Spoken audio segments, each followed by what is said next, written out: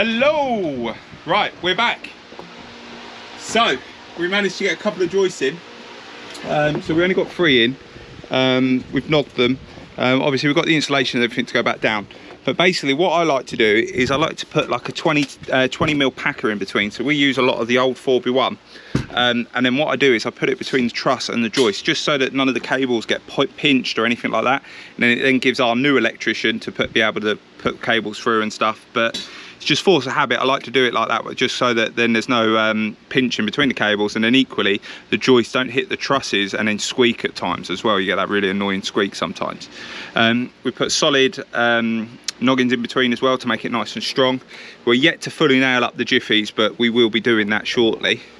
And then what we've done is, so this is kind of our set height. So this steel is the same height as that main spine beam. So that is our fixed point.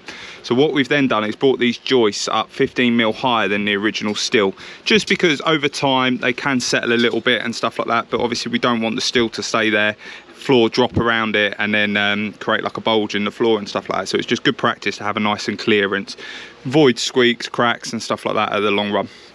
So now that we've got these 3 joists in, we're kind of in this middle area here is where our stairwell going. So I've had our stair designer give us the stair measurements off the back of, now we've got the floor to floor because we've got our joists in.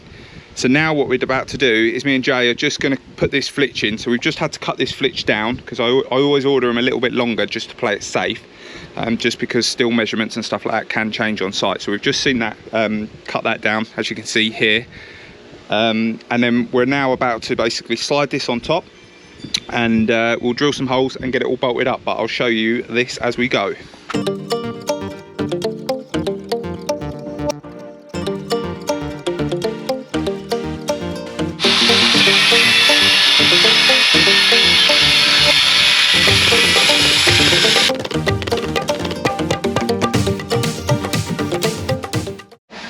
So you'll see here now we've spun it round.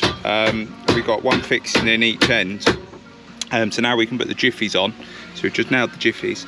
Now this is, I don't know if you can see this wall below is basically our fixed point. So this is the edge of our stairwell. So our stairs are going to sit up against this. So we need to make sure that this is nice and level with that wall all the way through, because then our new stud wall will build up and it'll be a nice flat wall.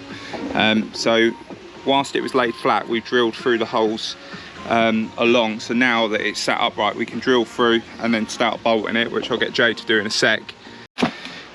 Just as we talk about it, they have arrived. So dug the PPN gun out. So this is what's called a PPN nail gun. So effectively what it does is that little spike there allows you to nail into the jiffy. So I'll demonstrate now. Here we've got our jiffy.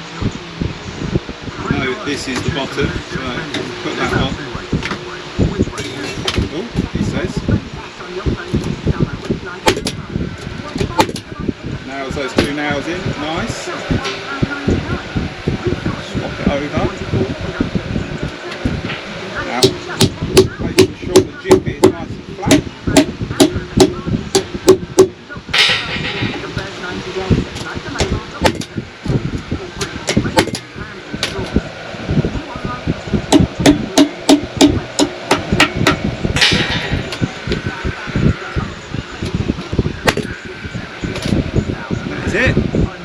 So we've got this trimmer in now. We've got the double trimmer that is then notched and sat into this steel.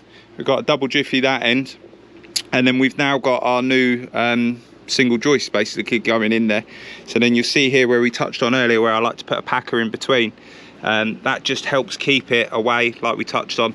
And then what we do is then we use timber locks. So we nail it, and then what we call timber locks, which are these little bad boys. So they're like a threaded screw, 8mm hex on them. Now our structural engineer allows us to use these quite a lot as opposed to bolting. So certain things like flitch beams and stuff we still have to bolt, but our dwarf walls will, instead of bolting like some people do, we'll use those timber locks in there. Obviously on this section here we're still yet to add the underside support. This is just, we're just starting it basically. But yeah, I thought I'd give you an idea. So like we said, we've nogged it now. 300 centres joists. So these are 8x2s in this one. We've got our 300 centres in this longer section. So now what we'll do tomorrow is basically we'll get our first full length joist in here,